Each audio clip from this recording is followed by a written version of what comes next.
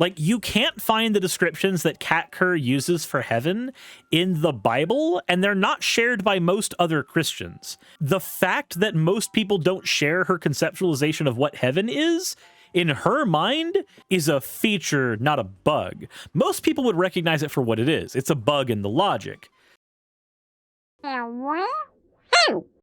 Let's go ahead and talk about the fan art section. We have first here a piece from Bon Berry. Skulls for the Skull Throne, Suris. Also, Princess Emerson says, hey, hun, how much longer are you going to be? A little bit. Why? I mean, we just started a topic. And the next one we have here is from Artsy OT. And it is Anka-Suris. Because of course it is. Because why wouldn't we do that? With that said, thank you all for the fan art submissions. If you want your fan art to be shown in a future episode, the best way to do so is to drop it into the fan art section of the Discord. Now, the first piece I have here, we got to talk about water slides. I'm not going to tell you anything. I'm going to let you go into this one blind. There is rain in heaven. There's absolutely nothing destructive. There's no earthquakes. No, there are volcanoes, but they're for entertainment. They're for fun. You get to ride the lava out.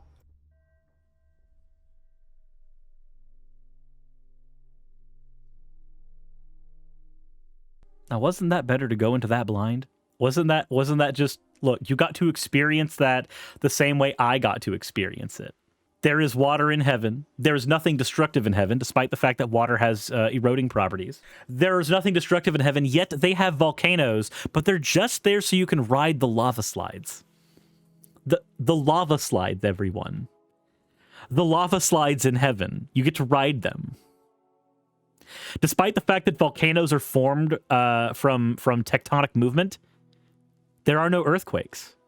The actual things that we know that cause volcanoes to form? Nope.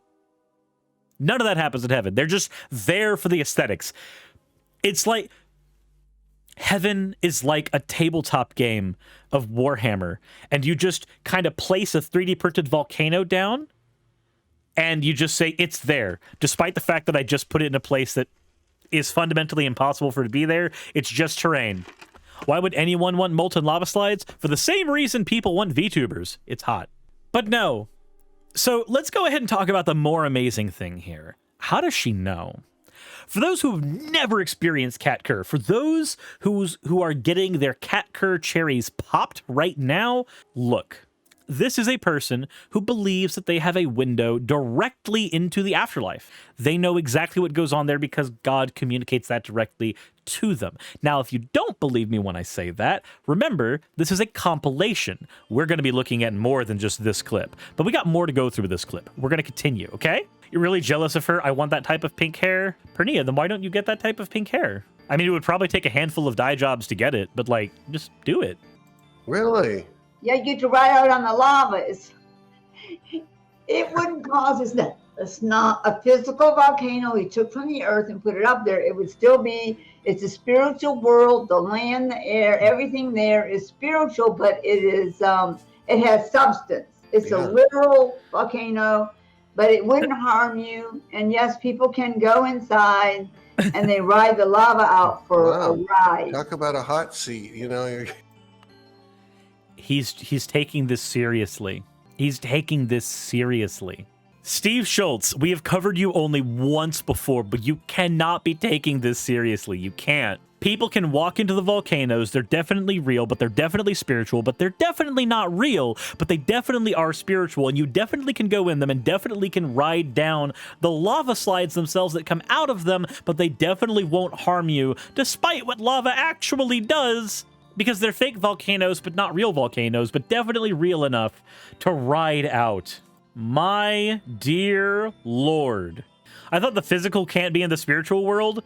You know, here's the thing that I've learned a long time ago. Moonstar. When you're making everything up, the rules change every time. A lot of people don't make up shit about heaven. A lot of people just take what is communicated to them in the Bible and then use that and go forward with that. Kerr does not do that. Kerr has, you see her arm? Her arm is actually 3 feet longer than what it looks like.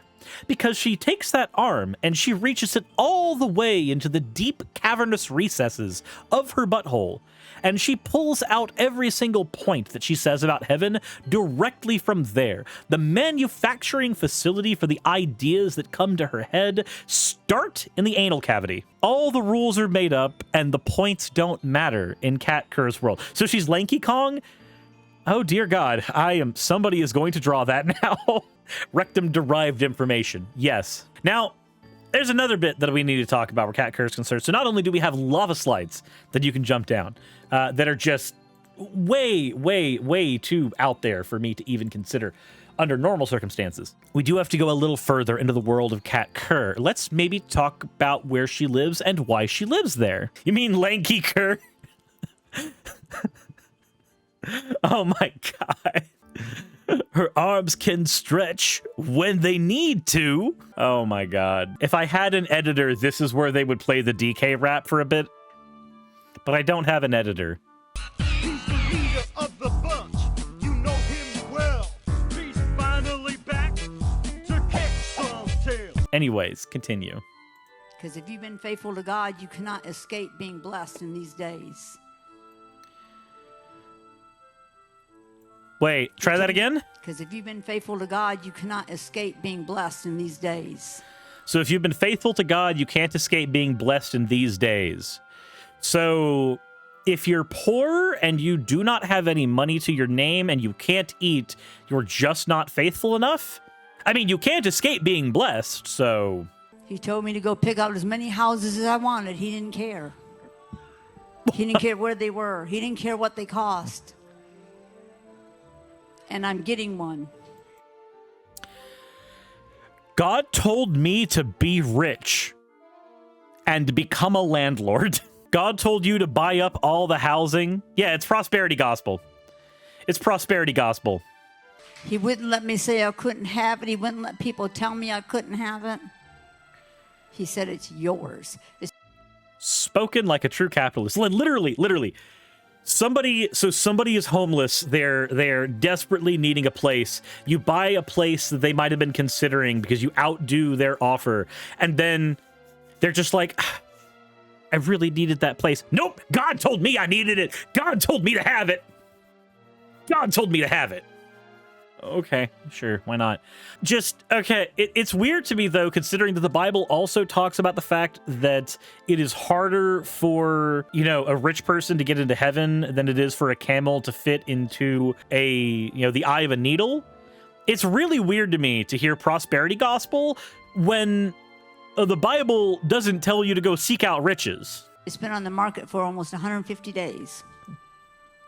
Instead, if they're homeless, they can't buy a place. That is not fucking true. You can be homeless and not live in an apartment and buy a house if you saved up that money, if you have it. Being homeless does not always mean that you're poor. It usually does, but it's not always. In a place where you don't even find houses anymore. In a beautiful gated community, because he said, I will infiltrate you into the circles of the wealthy and the rich. So God is making you rich so that you can infiltrate the circles of the rich. Ah, I see. This is like when Anakin was joining Palpatine. This is like when Anakin was joining Palpatine because he wanted to invade that circle and wanted to learn what was being done so that he could report it to the Jedi Council.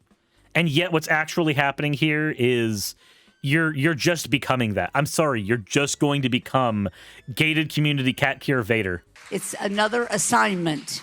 I deserve all of your money because God told me that I deserve it, and this is a new assignment. I hope they're ready. You did describe the person as being desperate. I mean, desperate for a home, sure. I probably could have worded my example better. You're not wrong. I hope they like pink hair. Because I'm invading Queens Harbor.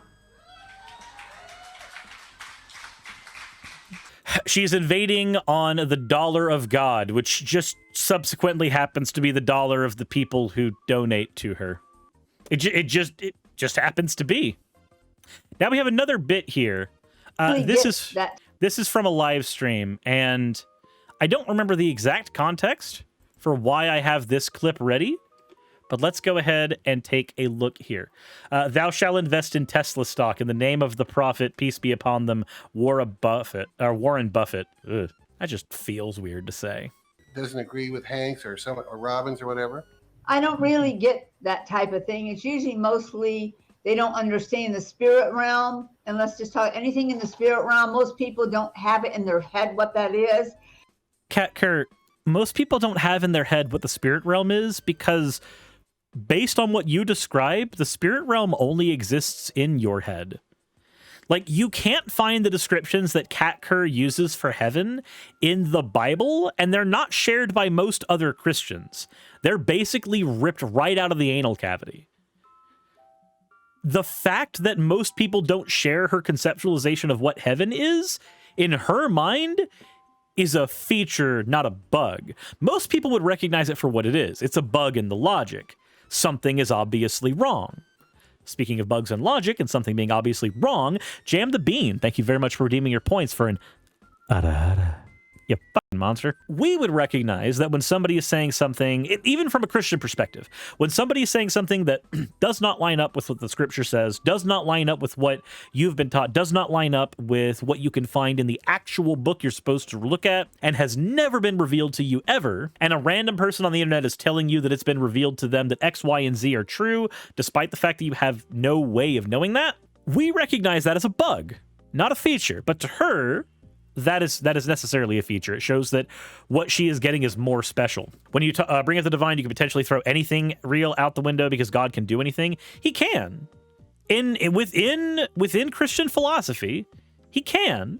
That doesn't really matter here so much is when somebody is talking about something that cannot be verified, that is supposed to be part of a religion that you're supposed to be able to verify things in by reading the book. You're supposed to be able to do that. Uniquely, you can't do that with anything Kat Kerr says. Now, the other thing that I need to point out with this is that we have a statement that's said a lot in the atheist community, and I think it rings true here. Prophecy is divine to the recipient and hearsay to anyone else. And for that reason alone, it's useless. So they don't understand the difference between truths in the spirit realm and truths in the natural. The spirit realm is the original realm. It's where the Father operates. It's where he lives. It's what his world is made out of. And he is the one. The Father is the one who's got the greatest revelations. He knows things even his son doesn't. His son doesn't mind that at all. Wait. So God the Father and Jesus are in fact separate people? Wholly and totally separate people in this conceptualization? This isn't even a Trinity thing. They're just different gods. That's not anywhere close to what I've actually been taught when I was a Christian. And so the Father has some of the highest revelations. And when you get the only way he can have those revelations is when tripping balls, to be fair. Revelation on the word itself, it opens up the whole word to you, and then you get excited. This is and has been probably for the last 15 years a solid season of getting revelation. That means from the Father himself about what his scriptures mean, what his plans are, why in our own head we can't understand it because God's not something you understand. You just let the cat out of the bag there. You let the cat Kerr out of the bag. You let the cat out of the bag there. You don't understand it. You can't understand it. If you wrap your head around that fact alone, I should not have any reason to agree with anything you say at all. Because you can't understand it. If you can't, and I can't, then what good is my word, and what good is your word? Neither of them mean jack shit. Now, we do have one more thing to get into where she's concerned. And it was one of the things that I titled this stream after, because I want to talk about it. I have a question. How would you go about invading a portion of the government? Now, I'm not talking about a January 6th invasion. I'm talking about a fake one, because that's the only way this could ever happen. Kat Kerr is going to go ahead and tell us about how the Biden administration is going to get taken down by angels. I take power over all the power of the enemy that is involved in activities in the White House or DC, and in ways that they're cheating, stealing, and lying. They're defiling the people by allowing evil to come in. So this is just a really, really Christian way of arguing that the election was a fraud. That's all this is. It's just the election was a fraud, but with Satan sprinkles. I command my host of heaven 100 million to go there now, and 24 hours a day for the next 10 days or 30 days, you will release the terror of God upon those places, upon the people doing those things. Do you remember when she said that angels from Africa were going to be attacking the White House? Do you remember that?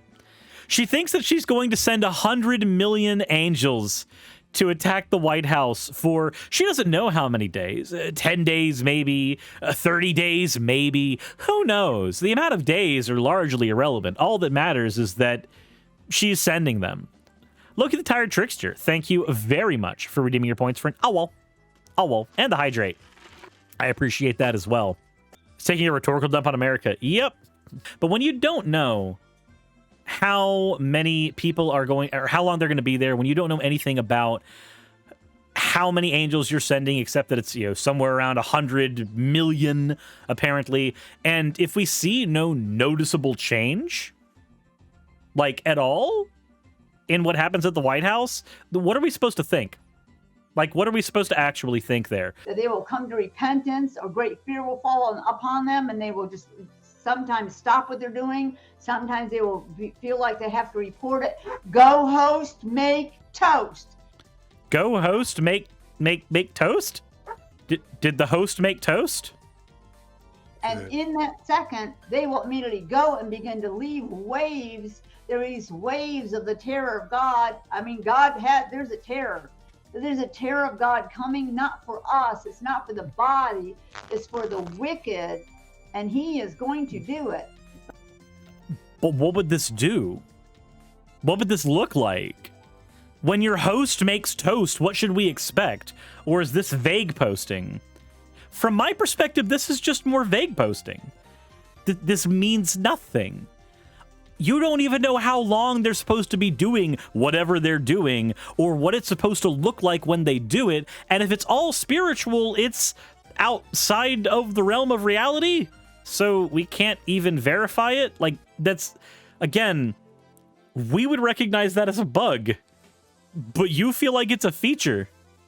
But we can send the army of heaven who actually can bring that and release that. They will do it. He's just nodding along. Steve, come on, man. You can't just nod along to that. What is the benefit of a shot? You're just like, yes. This makes perfect sense. What the fuck? No, it doesn't make any sense at all. The shit she's saying cannot be verified. It can't be demonstrated. It is pulled directly out of the rectum. You actually had a teacher that looks like Kerr? That is terrifying to think about. Yeah, my paycheck demands I nod. I've cultivated an audience of Trump supporters who just so happen to be evangelical. If I do not nod my head to this, I might lose my paycheck, and then I won't be able to feed my family. I miss my wife, Tails. I miss her a lot. Just, if you've never been introduced to Kerr before, now you have, and I want to know what you think. My personal take, I don't think the woman's necessarily crazy. I think she's a grifter. I think she has cultivated an audience that wants so badly for the fantasy that she is selling them to be the thing that they abide by. And in so doing, they are just stuck on that fantasy. And they want that. They want the toast of host, the host toast. Everything is lost unless the host toasts everything in the White House. And that's what they want. It's their fantasy, and they get to live it vicariously through her, LARPing it to them. At least, that is my take. Maybe yours is a little different. Let me know in the comment section below. As always, though, everybody, if you like this channel, what I'm doing, please hit the like button. Support it by hopping over to Patreon.